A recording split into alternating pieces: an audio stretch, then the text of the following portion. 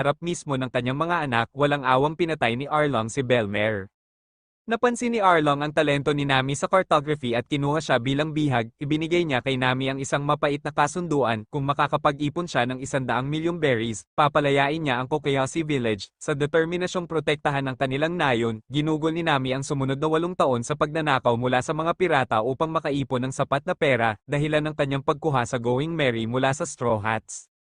Nang malapit na makumpleto ni Nami ang 100 milyong berries, dumating ang isang tiwaling opisyal ng marina kasabwat ni Arlong at kinumpiska ang lahat ng kanyang naipon. Sa labis na pagkadismaya, napagtanto ni Nami na unti-unting nawawala ang kanyang pangarap na palayain ang nayon.